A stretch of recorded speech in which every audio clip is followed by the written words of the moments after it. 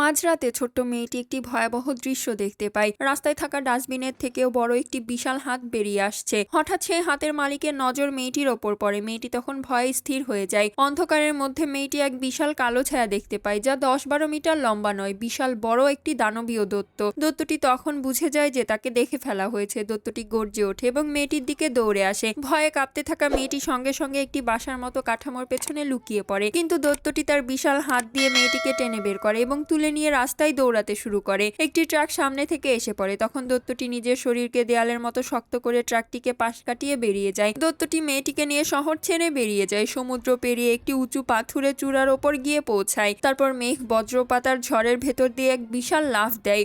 অবশেষে মেয়েটি একটি অন্য জগতে পৌঁছে যায়। দৈত্যটি তখন মেয়েটিকে নিয়ে নিজের বাসায় যায়। মেয়েটিকে উঁচুতে ঝুলিয়ে রাখে এবং তারপর ছুরি ধার করার জন্য ঘুরে দাঁড়ায়। মেয়েটির তখন মনে হয় এবার তার প্রাণটাই চলে যাবে। তাই মেয়েটি সঙ্গে সঙ্গে পালানোর চেষ্টা করে এবং দৌড়ে জানালার দিকে যায়, কিন্তু জানালাটি এতই ভারী থাকে যে মেয়েটি সেটা খুলতেই পারে না। ঠিক তখনই হঠাৎ করে দৈত্যের পায়ের নিচে কিছু পড়ে। দৈত্যটি চমকে ওঠে। দৈত্যটি মেয়েটিকে বলে, যখন তোমার পাখনা নেই তখন তুমি পালাতেও পারবে না। দৈত্যটি মেয়েটিকে একটি বড় পাত্রে বসায়, ঠিক যেন তাকে রান্না করার প্রস্তুতি নিতে থাকে। মেয়েটির পাশে রাখা থাকে 3 মিটার লম্বা একটি ছুরি এবং কিছু খাবারের সঙ্গে শসা। ঠিক তখনই বাইরে থেকে শব্দ শোনা যায় এবং কয়েকজন সদ্যজাগা দৈত্য পাশ দিয়ে যেতে থাকে। বৃদ্ধ দৈত্যটি মেয়েটিকে সতর্ক করে বলে যে তাদের চোখে যেন সে না পড়ে, কারণ তারা খুব হিংস্র ও বিপজ্জনক। মেয়েটি ভয় পেয়ে যায়। মেয়েটির তখন মনে হয় এটাই এখন শেষ, কিন্তু একটু পরেই মেয়েটি সত্যটা বুঝতে পারে, এই দৈত্যটা আসলে নিরামিষভোজী। দৈত্যটি জানায় যে মেয়েটিকে নিয়ে আসার কারণ তার ক্ষতি করা নয়, বরং মেয়েটি তার অস্তিত্ব দেখে ফেলে, তাই সে নিজের গোপন বিষয় রক্ষা করতে চায়। মেয়েটির বুঝতে আর দেরি হয় না, সে আসলে খারাপ দৈত্য নয়। মেয়েটি তখন সাহস সঞ্চয় করে নিজের পরিচয় দিয়ে বলে তার নাম ম্যারি এবং সে একটি অনাথ আশ্রমে থাকে। ম্যারি প্রতিশ্রুতি দেয় যে সে কখনোই কারো কাছে দৈত্যের গোপন কথা প্রকাশ করবে না। ম্যারি তখন অনুরোধ করে, দয়া করে আমাকে ছেড়ে দিন, কিন্তু বৃদ্ধ দৈত্যটি ম্যারির অনুরোধ মানতে অস্বীকার করে।